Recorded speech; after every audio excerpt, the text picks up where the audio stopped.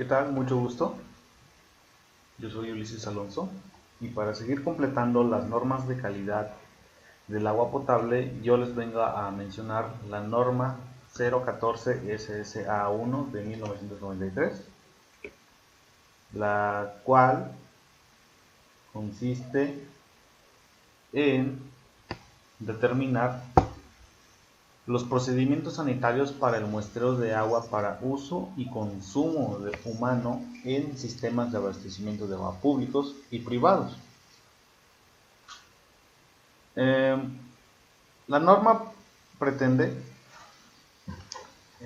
ofrecer una guía detallada para el muestreo de agua para uso y consumo humano en los elementos de un sistema de abastecimiento, los cuales es necesario establecer vigilancia y control de calidad del agua. Es necesario aclarar que, siendo las instalaciones de los diferentes sistemas de abastecimiento de una gran diversidad, en ocasiones es necesario aplicar criterios por parte del personal de muestreo para cumplir con los requisitos sanitarios presentados en esta norma.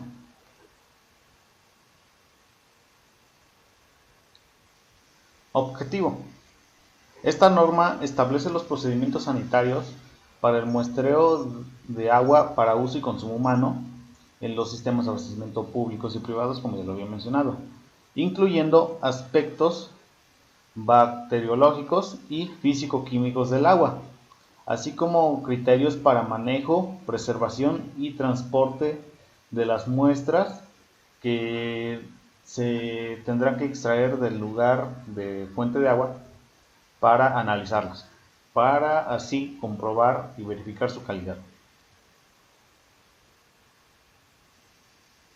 Material, reactivos y equipo de muestreo son los elementos que complementan esta norma. Entendemos por muestreo que son las actividades desarrolladas para obtener volúmenes de agua en un sitio determinado del sistema de abastecimiento, de tal manera que sean representativos con el propósito de evaluar características físicas, químicas y o bacteriológicas. También entendemos por equipo es todo aquello aparato o mobiliario que se utiliza para realizar actividades, en este caso el muestreo. Para esto implementamos algunos elementos que parten de la norma. En este caso están los envases para toma de muestra, que son los recipientes o el material que utilizamos, o herramienta como le gusten decir, para extraer la muestra de agua.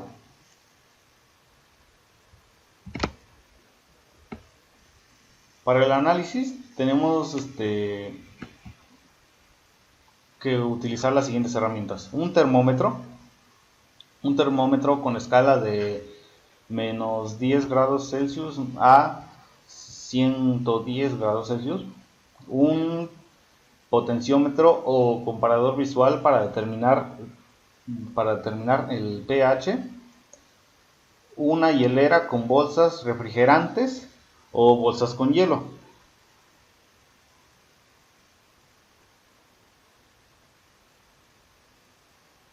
Posteriormente tenemos que tener también agua destilada, necesariamente, una solución de hipoclorito de sodio con una concentración de 100 miligramos por litro y unas torundas de algodón.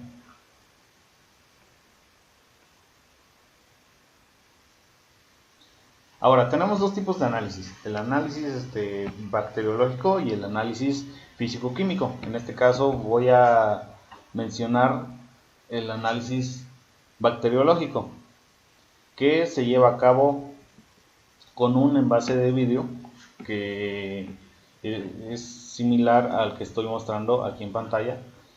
Hay otros en el mercado, pero pues este es uno de los que cumple con los requisitos. Más adelante verán. Para el físico-químico usamos unos envases de plástico, igual tienen que cubrir unos requisitos, que tienen una capacidad de 2 litros. Ahí lo pueden ver. Eh, para el análisis bacteriológico, los frascos de vidrio de boca ancha tienen que tener un tapón esmerillado o tapa con rosca o un frasco de polipropileno. Estos frascos deben ser resistentes a esterilización en estufa o autoclave o bolsas estériles con cierre hermético para sellar perfectamente. Esto debe tener un mínimo de capacidad de 125 mililitros a 250 mililitros, medio litro o incluso hasta un litro. Para el análisis físico-químico, los envases de plástico o vidrio deben ser inertes al agua de 2 litros y con tapones del mismo material que proporcione un cierre hermético para que pues no pueda haber alguna especie de fuga o algo por el estilo.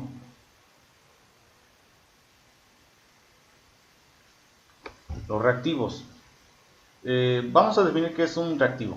Los reactivos para el análisis de agua son los encargados de saber los componentes que tienen este líquido. Además del hidrógeno y el oxígeno, que ya sabemos que son los componentes del agua, ¿qué más lo constituye? Principalmente se utiliza para saber los niveles de contaminación que pueda presentarse mediante un análisis meticuloso. Es como se conoce si un río, un estanque, el mar se encuentran contaminados. También es utilizado para evaluar la calidad de agua potable que reciben los hogares, así como la contaminación que el sector industrial hace mediante el uso de este líquido vital. La razón de hacer estas pruebas no solo es conocer el grado de contaminación, sino también los planes de acción bajo los cuales debe disminuir dicha contaminación a tal grado que pueda hacerse uso de plantas tratadoras de agua. De lo contrario, el desabasto comenzará a acelerarse hasta llegar a un punto irreversible.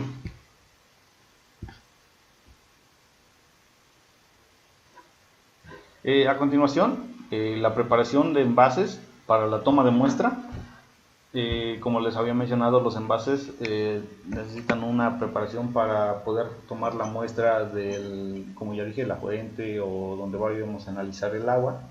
En este caso voy a iniciar con el tipo bacteriológico, que sería usando el recipiente de vidrio. Bueno, se hacen dos pruebas con respecto al análisis bacteriológico.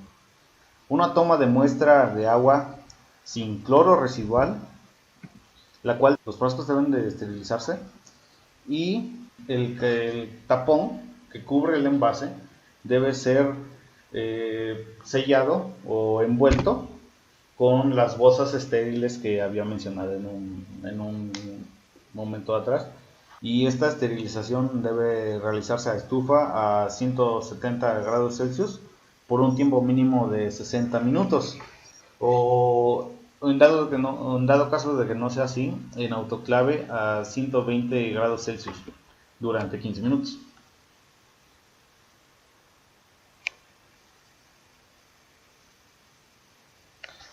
Posteriormente se hace otra toma de muestra de agua con cloro residual. En este caso debe esterilizarse los frascos de muestreo en estufa a 170 grados Celsius por un tiempo mínimo de 60 minutos o en autoclave de 120 grados Celsius durante 15 minutos, los cuales deben contener 0.1 mililitros de tiosulfato de sodio al 3% por cada 125 mililitros de capacidad. Posteriormente, la preparación de envases para la toma de muestra. De igual manera, tenemos el análisis bacteriológico. En este caso vamos a hablar del físico-químico, en el cual los envases, como lo muestra aquí la imagen, deben ser lavados perfectamente, bien enjuagados, y proceso de limpieza debe de hacerse con agua destilada. Procedimientos para la toma de muestra. Para el análisis bacteriológico, el agua de los grifos debe provenir directamente del sistema de distribución. Podemos hacer tomas de muestra incluso desde una llave de un grifo o desde la misma fuente de agua. En este caso estoy mencionando cuando podría ser desde un grifo. No debe efectuarse la toma de muestra en grifos que presentan fugas entre el tambor y el cuello, ya que el agua puede correr por la parte exterior del grifo y contaminar la muestra. Deben removerse los accesorios o aditamentos externos como mangueras, boquillas y filtros de plástico que usualmente se usan en las casas para filtrar el agua o hacerla llover. Hay que retirarlos. Posteriormente debe limpiarse el orificio de salida con una torunda de algodón, estoy hablando del grifo, para quitar todo tipo de residuo del agua. Debe dejarse de correr el agua, debemos procurar que el agua no haya corrido 5 minutos antes. Cerca del orificio de salida debe quitarse simultáneamente el tapón del frasco, no lo debemos de quitar antes, sino que cuando ya vamos a tomar la muestra.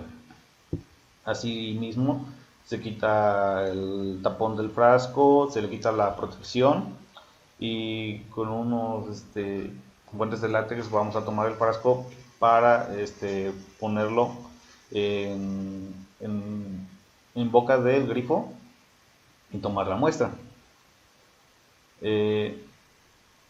Debe mantenerse el tapón hacia abajo para evitar contaminación o procederse a tomar la muestra sin pérdida de tiempo y sin enjuagar el frasco. Se debe dejar el espacio libre requerido para la agitación de la muestra previa al análisis, aproximadamente 10% de volumen del frasco. Eso quiere decir que no vamos a llenarlo hasta al 100%, sino que a un 90%. Seguimos con el análisis bacteriológico de la toma de muestra, pero desde una captación superficial. Primeramente debemos de lavarnos las manos y los antebrazos con agua y jabón esterilizante. Debe quitarse el papel de protección evitando que se contamine y sumergir el frasco. Una vez que ya lo tenemos destapado y estamos en la fuente de agua, vamos a sumergir el frasco a una profundidad de 15 a 30 centímetros para recolectar una muestra de agua fiel, porque en la superficie del agua usualmente puede haber moho o algún otro tipo de bacteria, pues que son, digamos que son naturales, pero afectarían nuestra muestra.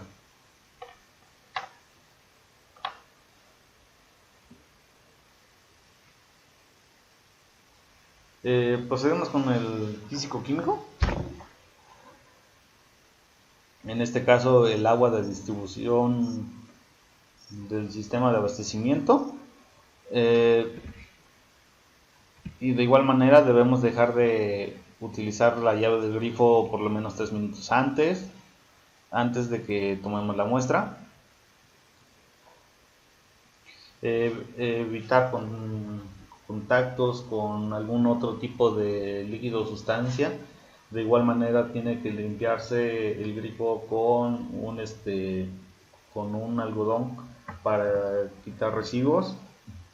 Tomamos la muestra y sellamos el envase para evitar la contaminación. El manejo de muestras está regularizado y determinado por esta norma, así que pide oficialmente que después de tomar la muestra, esta se, se deposite en una bolsa refrigerante, como se ve en la pantalla, eh, resguardándolo en una hielera con una temperatura de 4 a 10 grados Celsius. Esta hielera puede tener hielo sin problemas. El chiste es que quepa a la perfección el envase. Obviamente tendría que ser una hielera grande. Y para el análisis bacteriológico, la prueba solamente puede, digamos que, recorrer o esperar un tiempo de 6 horas máximo para hacer la prueba. Después de eso ya no se puede, ya no, la norma ya no lo permite. Y con respecto al físico-químico, tendríamos que consultar los parámetros del apéndice A, que aquí tengo una fracción de él. Esto solamente aplica para el análisis físico-químico, que da su determinación, ya sea la unidad total, arsénico, bario, boro, material de envase, regularmente suele ser PET, el volumen mínimo, por ejemplo aquí tenemos 200 mililitros, 100, 1 litro, y aquí dice los aspectos que debemos de manejar para refrigerar la muestra y el tiempo máximo de almacenamiento. Aquí tenemos que tiene un tiempo máximo de almacenamiento de 14 días, es mayor que la otra prueba.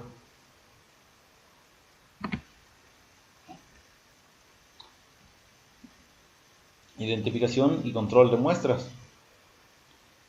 Para la identificación de las muestras deben etiquetarse los frascos y envases con la siguiente información. Como vemos aquí en la pantalla, este frasco tiene una etiqueta que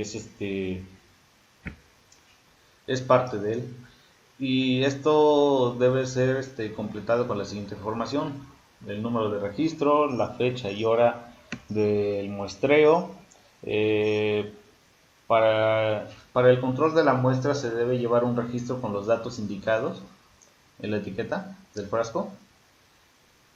Identificación del punto o sitio del muestreo, la temperatura ambiente o temperatura del agua, el pH, el cloro residual, tipo de análisis a efectuar, ya sea bacteriológico o físico-químico, la técnica de preservación ampliada, posteriormente tenemos la selección de los puntos de muestreo. ¿En dónde vamos a hacer la selección de los puntos de muestreo? La norma determina algunos aspectos para poder designar el punto. La norma nos sugiere que los puntos de muestreo deben ser representativos a las diferentes fuentes de agua que abastecen el sistema. Los puntos de muestreo deben ser representativos de los lugares más susceptibles de contaminación o de contaminar. Podemos elegir puntos muertos, zonas de baja presión, zonas con antecedentes de problemas de contaminación, zonas con fugas frecuentes, zonas despobladas o con alcantarillado insuficiente que contamina el agua, tanques de almacenamiento abiertos y carentes de protección, y zonas periféricas del sistema más alejadas de las instalaciones de tratamiento. También podemos incluir los puntos, se localizan dependiendo del tipo de sistema de distribución y en proporción al número de los ramales que llegara a tener. Debe de haber como mínimo un punto de muestreo inmediatamente a la salida de las plantas de tratamiento, en su caso, y ahí nosotros es donde efectuaremos nuestro tipo de muestreo, dependiendo sea si es bacteriológico o físico-químico en la fuente de agua. Muchas gracias, eso fue todo.